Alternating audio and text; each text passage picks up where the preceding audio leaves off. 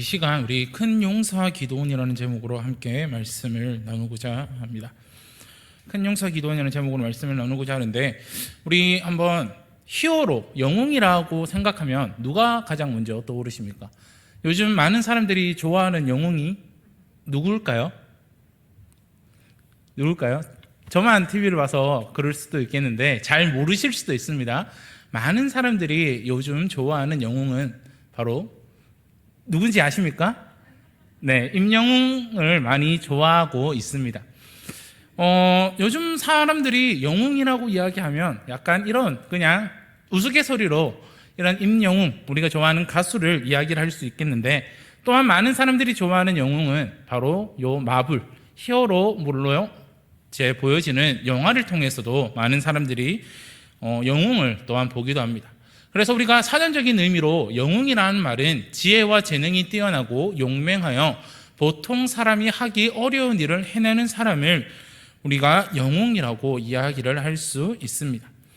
하나님이 이스라엘 백성에게 주신 영웅이 있습니다. 그리고 그 영웅의 일대기를 기록한 것이 바로 사사기입니다. 사사기에는 12명의 사사가 등장합니다. 운니엘, 에훗, 삼갈, 드보라, 기드온, 돌라, 야일, 입다, 입산, 엘론, 압돈, 삼손, 이렇게 12명의 사사가 등장하는데, 저는 오늘 그 중에서 이 기드온이라는 사사를 통해서 우리에게 말씀하시는 그 하나님의 음성에 대해서 잠시 나누고자 합니다. 첫 번째로는 약한 자를 강하게 하시는 하나님을 우리에게 나타내 주고 있습니다. 반복되는 이스라엘의 범죄로 인해서 이스라엘 백성과 하나님의 관계는 더 나빠지고 그 징계의 강도는 점점 더 세졌습니다. 그래서 이스라엘 백성들이 하나님께서 그 징계를 주어졌을 때, 그리고 그 미디안을 통해서 이스라엘 백성들에게 징계가 주어졌을 때 그들은 산속으로 도망가 숨어서 지내야 할 정도로 그 징계가 심했다라고 성경은 이야기합니다. 이런 중에 이스라엘 백성들이 동일하게 하는 행동이 있지 않습니까? 그 징계가 주어졌을 때 결국에는 다시 하나님 앞에 부르짖는 것을 우리는 볼 수 있습니다. 그런데 이 기드온이 있을 그 사사, 그리고 그 시대에 하나님께서는 다른 사사들과는 다른 행동을 하십니다. 그것이 무엇이냐 하면, 하나님께서는 사사를 보내 백성들을 구원하기 전에 그들을 책망하고 있는 것을 우리는 말씀을 통해 볼 수 있습니다. 하나님께서 무엇이라고 책망하고 있습니까? 너희가 내 목소리를 듣지 아니하였느니라 라고 이야기하고 있습니다. 하나님이 사사를 통해서 그들을 구원하셔야 되는데 구원하기에 앞서 그들을 책망하고 있는 것을 볼 수 있습니다. 이 불순종을 책망하신 하나님께서는 이제 누구를 부르십니까? 바로 이스라엘 백성들을 구원할 기드온을 부르고 계십니다. 그런데 우리는 여기서 한 가지 기드온의 모습을 한번 살펴보아야 합니다. 기드온의 모습은 영웅의 모습과는 전혀 다른 모습을 보여주고 있었습니다. 그 당시 기드온은 바로 포도주 틀에서 밀농사를 하고 있는 모습이었습니다. 말씀을 보시면 사사기 6장 11절에 마침 요아스의 아들 기드온이 미디안 사람에게 알리지 아니하려 하여 밀을 포도주 틀에서 타작하더니라고 이야기하고 있습니다. 그가 포도주 틀에서 밀을 타작하는 이유는 미디안 사람들에게 걸리지 않기 위해서, 그들에게 공격을 당하지 않기 위해서 또한 타작을 하는 것을 볼 수 있습니다. 또한 사사기 6장 15절에서는 이렇게 이야기합니다. 그러나 기드온이 그에게 대답하되, 오 주여, 내가 무엇으로 이스라엘을 구원하리이까? 보소서, 나의 집은 므낫세 중에 극히 약하고 나는 내 아버지 집에서 가장 작은 자니이다 하니라고 이야기하고 있습니다. 이런 기드온의 모습을 봤을 때 우리는 무엇을 알 수 있습니까? 그의 모습은 우스꽝스러웠습니다. 그러나 하나님께서는 그를 부르실 때 뭐라고 부르고 계십니까? 큰 용사여라고 부르고 있다라는 사실입니다. 전혀 앞뒤가 맞지 않은 행동과 말을 보여주고 있습니다. 그의 모습은 우스꽝스러웠고, 그의 모습은 소심하고, 그의 모습은 걸리지 않기 위해서 자신의 몸을 숨기고 있는 그런 기드온의 모습이었는데, 하나님께서는 그를 큰 용사라고 부르고 계십니다. 하나님께서 기드온에게 사명을 주시고 내가 너와 함께 하겠다라고 약속하였지만 기드온의 입에서는 불평, 불만이 쏟아져 나왔습니다. 기드온은 하나님께 세 가지의 반론을 제시합니다. 첫 번째로는 하나님이 이스라엘과 함께 계시다면 왜 이스라엘 백성들이 이와 같은 고통을 받고 있는지 하나님 앞에 묻습니다. 두 번째로는 조상에게 나타났던 그 하나님의 기적이 왜 지금은 나타나고 있지 않는지 하나님께 또한 따집니다. 세 번째로는 백성이 처한 상황을 보면 하나님이 자신의 백성을 미디안 사람에게 버리신 것이 확실하지 않은지에 대해서 하나님 앞에 따지고 있습니다. 이런 기드온의 세 가지의 반문, 이 세 가지의 질문은 무엇을 의미하고 있는 것일까요? 바로 기드온은 하나님이 더 이상 이스라엘 백성들을 사랑하지 않으신다라고 확신하고 있습니다. 그리고 이미 하나님께서는 이스라엘 백성들을 떠났다라고 생각하고 있습니다. 이렇게 기드온은 하나님 앞에 세 가지의 반론을 통해서 하나님께서는 이스라엘 백성들을 사랑하지 않으시고 하나님께서는 이제 이스라엘 백성들을 떠났다라고 확신하는 마음으로 하나님 앞에 세 가지의 질문을 합니다. 그런데 하나님께서는 기드온에게 이렇게 대답하십니다. 여호와께서 그를 향하여 이르시되 너는 가서 이 너의 힘으로 이스라엘을 미디안의 손에서 구원하라. 내가 너를 보낸 것이 아니냐 하시니라 라고 이야기하고 계십니다. 하나님께서는 나는 이스라엘 백성들을 사랑하지 않는 것이 아니다. 나는 이스라엘 백성들을 떠나지 않는 것이 아니다. 그러므로 내가 너를 보내서 그들을 구원하겠다라고 이야기를 하고 계시는 겁니다. 또한 여호와께서 그에게 이르시되 내가 반드시 너와 함께하리니 내가 미디안 사람 치기를 한 사람을 치듯 하리라 하시니라 라고 이야기하고 있습니다.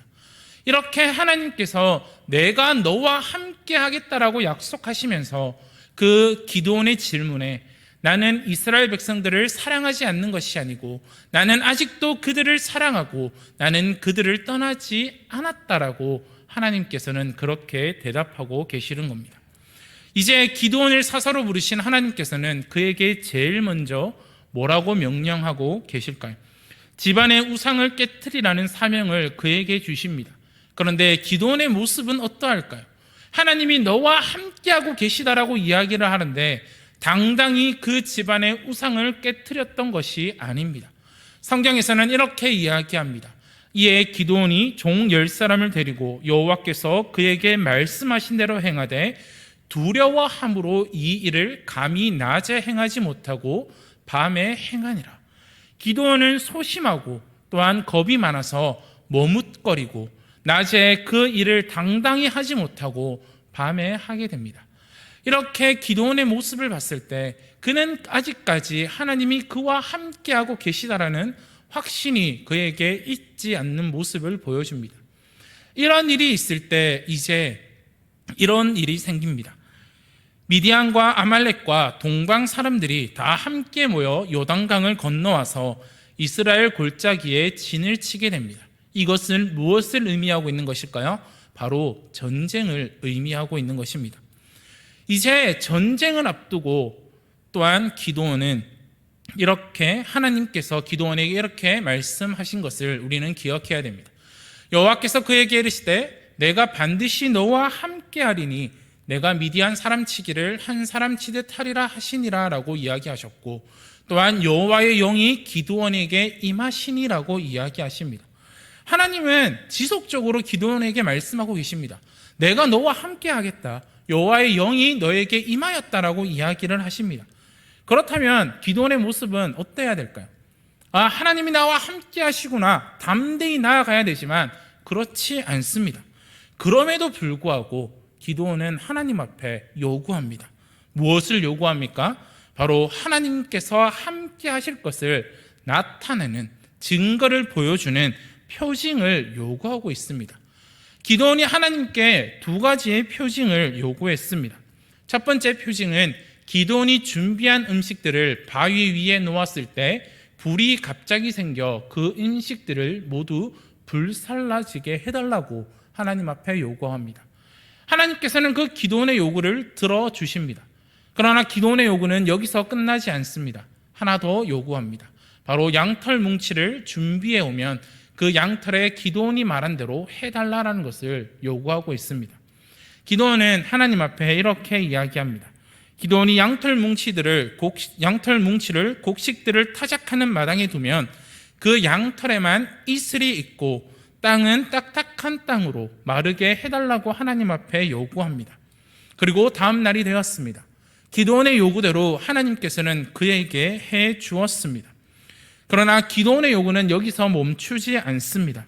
한 번 더 하나님 앞에 증거를 보여달라고 요구합니다. 이번에는 반대로 양털만 마르고 나머지 땅에는 다 젖도록 하나님께 요구하였습니다. 그 다음 날이 되었습니다. 기도원의 부탁대로 하나님께서는 그가 원했던 대로 다 들어주셨습니다. 기도원의 모습만 보면 큰 용사의 모습은 전혀 볼 수 없습니다. 정말 저렇게 두렵고 저렇게 소심한 사람이 있을까 싶을 정도로 하나님이 끝없이 내가 너와 함께 하겠다라고 이야기하시는데도 불구하고 그는 끊임없이 하나님 앞에 표징을 요구하는 것을 볼 수 있습니다. 그러나 하나님께서 그를 큰 용사로 부르셨습니다.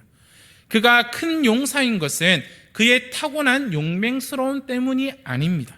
그가 큰 용사인 것은 하나님께서 그와 함께 하시기 때문에 그가 큰 용사라고 부름을 받을 수 있었다라는 겁니다.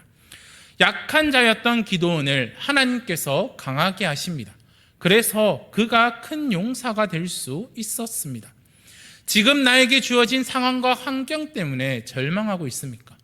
기도원은 그 상황 때문에 숨어서 타작을 하고 있고, 기도원은 그 상황 때문에 하나님 앞에 세 가지의 질문을 던지면서 하나님이 이스라엘 백성들을 떠나셨고 하나님이 이스라엘 백성들을 사랑하지 않는다라고 불평 불만을 이야기합니다. 또한 나의 약함 때문에 힘들어하고 계십니까? 우리는 여기서 무엇을 발견할 수 있습니까? 이럴 때일수록 우리는 하나님을 의지해야 합니다. 우리의 약함, 우리의 두려움, 우리의 소심함은 우리의 힘으로는 할 수 있는 것이 아무것도 없습니다.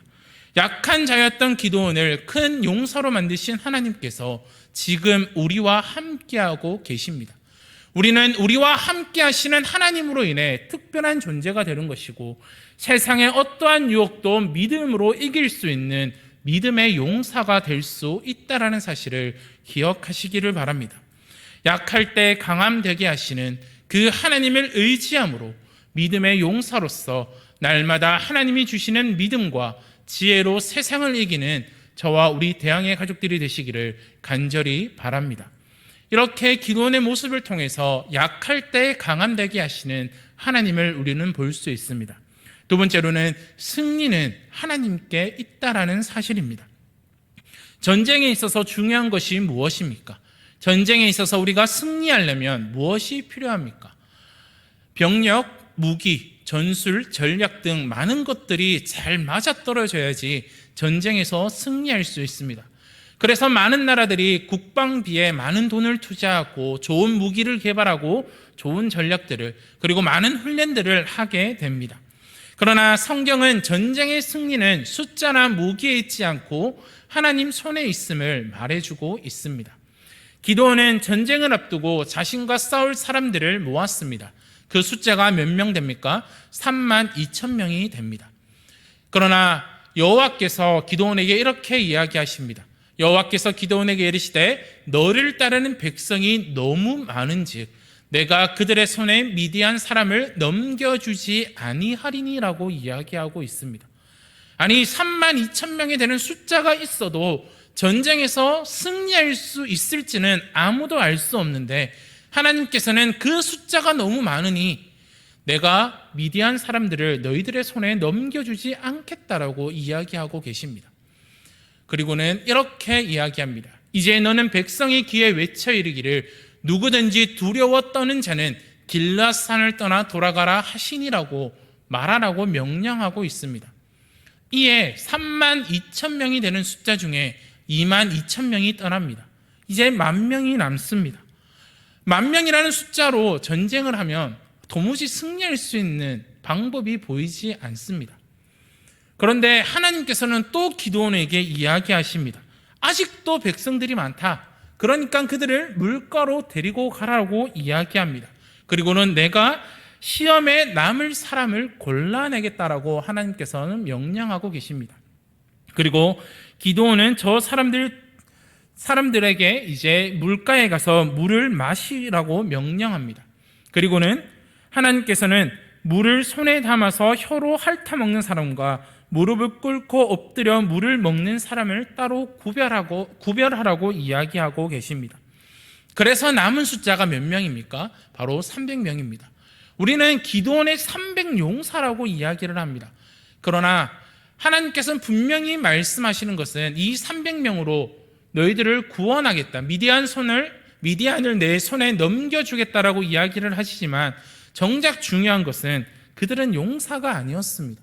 그들은 최강의 군대, 우리가 옛날에 영화 봤듯이 스파르타처럼 300명의 가장 강한 군사들만 남은 것이 아니었다라는 겁니다. 300명의 군사는 최고를 선발한 것이 아닙니다. 단지 최소한의 사람을 이야기하고 있습니다.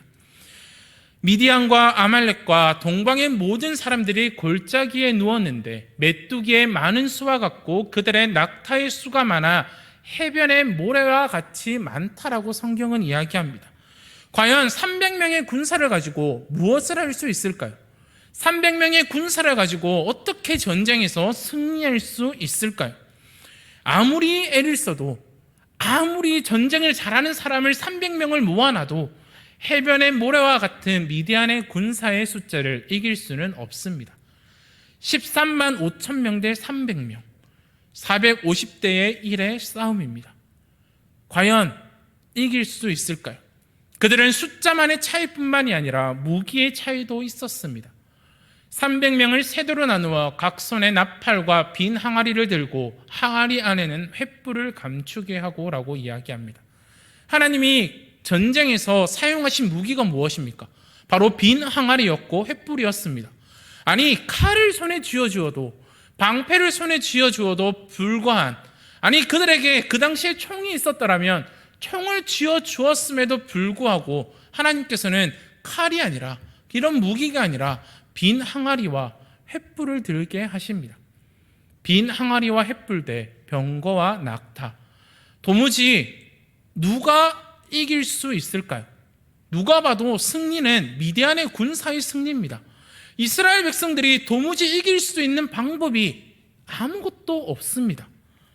그러나 승리는 어디에 있습니까? 바로 빈 항아리와 횃불을 든 300명의 군사들에게 승리가 돌아가게 됩니다. 전쟁의 승리는 누구에게 있습니까?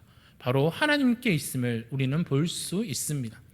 300명이 나팔을 불 때에 여호와께서 그 온 진영에서 친구끼리 칼로 치게 하심으로 적군이 도망하여라고 이야기합니다. 그들의 무기는 바로 여호와 하나님이었습니다. 그런데 기드온과 이스라엘은 여호와만을 위해서 싸우지 않았습니다. 여호와를 위하여 하라, 기드온을 위하여 하라 하니라. 외쳐 이르되 여호와와 기드온의 칼이다 하고라고 이야기합니다. 기드온과 이스라엘 백성들이 이렇게 외쳤어야 했습니다. 오직 여호와를 위하여, 여호와의 칼이다, 칼이여 오직 여호와를 위하여라고 외쳐야 했습니다. 그러나 그들은 여호와의 이름 옆에 기드온을 같이 외쳤습니다. 그러나 그들의 외침에 기드온이 등장했습니다. 우리가 이것은 사사기 7장 2절에서 하나님이 말씀하신 것처럼 하나님을 거슬러 자신의 영광을 나타낸 것입니다. 기드온과 이스라엘 백성은 결코 자신들의 전투 능력으로 전쟁에서 승리했다라고 말할 수 없습니다. 미디안 군사들이 자기들끼리 죽이고 죽이는 그 칼은 오직 여호와의 칼이었다라는 사실을 우리는 알아야 합니다. 전쟁은 여호와께 속한 것이기에 하나님께서 개입하시면 아무리 불가능해 보이는 상황에서도 승리할 수 있다라는 사실입니다. 기드온과 미디안의 전쟁에서처럼 이 땅에서 우리의 전쟁은 우리에게 속한 것이 아니라 하나님께 속했다라는 사실을 기억하시기를 바랍니다.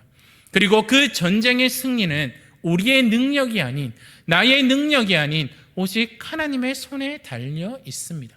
그렇기에 우리는 이 땅에서 이렇게 외쳐야 합니다. 여호와를 위하여, 하나님의 영광을 위하여 내가 이 땅에서 승리할 수 있도록 하나님 나에게 승리를 주시옵소서라고 우리는 외쳐야 한다는 사실입니다. 이 땅에서의 승리는 오직 하나님께 달려 있음을 기억하고 늘 하나님의 영광을 위하여 싸우시기를 바랍니다. 마지막으로 기도원을 통해서 하나님만이 우리의 왕이 되심을 우리는 알 수 있습니다. 전쟁에서 승리한 기도원과 이스라엘은 도망한 적군을 쫓아갑니다. 그러나 한 가지의 문제가 발생합니다. 그것은 바로 에브라임 지파와의 갈등이 그들에게 발생합니다. 기드온은 에브라임 적군의 두 우두머리를 죽였으니 가장 큰 공을 세웠고 하나님이 그 공을 세우도록 축복하셨다라고 그들에게 말하면서 그들의 그 화를, 그 갈등을 잠재우는 것을 볼 수 있습니다. 또한 갈등을 잘 마무리한 기드온은 다시 미디안 군사들을 쫓아갑니다. 그러던 중 기드온은 숫곳과 분우엘 사람들에게 양식을 요청합니다. 그러나 그들은 기드온의 요청을 거절합니다. 이에 기드온은 이렇게 이야기합니다. 기드온이 또 분우엘 사람들에게 말하여 이르되 내가 평안히 돌아올 때에 이 망대를 헐리라라고 이야기하고 있습니다. 그리고 이 기드온은 그 말한 것처럼 숫곳 사람들을 징벌하고 분우엘 망대를 헐며 그 성읍 사람들을 죽이니라라고 성경은 기록하고 있습니다. 이런 기드온의 모습은 흡사 세상 나라의 왕의 모습처럼 보입니다. 그가 이야기했던 대로 또한 그가 말했던 대로 그 숫곳 사람들과 분우엘 사람들을 죽이고 그 망대를 허는 것을 볼 수 있습니다. 그리고 사사기 8장 19절에 보시면 그들은 내 형제들이 내 어머니의 아들들이라 여호와께서 살아계심을 두고 맹세하오니 너희가 만일 그들을 살렸더라면 나도 너희를 죽이지 아니하였으리라 라고 이야기합니다. 이 말이 무엇입니까? 바로 기드온이 세바와 살문나를 죽였다라는 것을 우리는 볼 수 있습니다. 그 기드온의 지부한 추격전은 기드온 개인적인 원한 때문이었습니다. 우리가 이와 같은 사실로 기드온이 하는 행동들은 바로 스스로 왕이 되는 모습처럼 보입니다. 그러나 우리가 여기서 이상한 점을 발견할 수 있습니다. 바로 무엇입니까? 하나님의 전쟁이 기드온의 전쟁으로 변질되었다라는 것을 볼 수 있습니다. 분명히 사사기 6장 7장에서는 하나님께서 기드온에 나타나셔서 말씀하고 있습니다. 그러나 하나님께서는 전쟁을 이기게 하셨는데 이 전쟁이 끝난 뒤로는 더 이상 하나님의 개입하심도 하나님의 말씀하심도 나타나지 않습니다. 기드온의 사사기 6장 7장을 보시면 하나님의 말씀이 나타나지만 8장에서는 어떠한 하나님의 개입도 어떠한 하나님의 말씀하심도 나타나지 않고 있는 것을 볼 수 있습니다. 왕이신 하나님이 영광을 받으셔야 되는데 왕이신 하나님의 영광이 드러나야 되는데 기드온이 주목받고 있습니다. 그래서 어떻게 됩니까? 이스라엘 백성들은 전쟁이 끝난 뒤에 이렇게 말합니다. 이스라엘 사람들이 기드온에게 이르되 당신이 우리를 미디안의 손에서 구원하셨으니 당신과 당신의 아들들과 당신의 손자가 우리를 다스리소서 하는지라라고 이야기합니다. 분명히 하나님께서 전쟁에 이기게 하셨고 하나님께서 그들에게 승리를 주셨는데 하나님의 이름이 나타나지 않습니다. 무엇이 생각나십니까? 드보라가 생각나지 않습니까?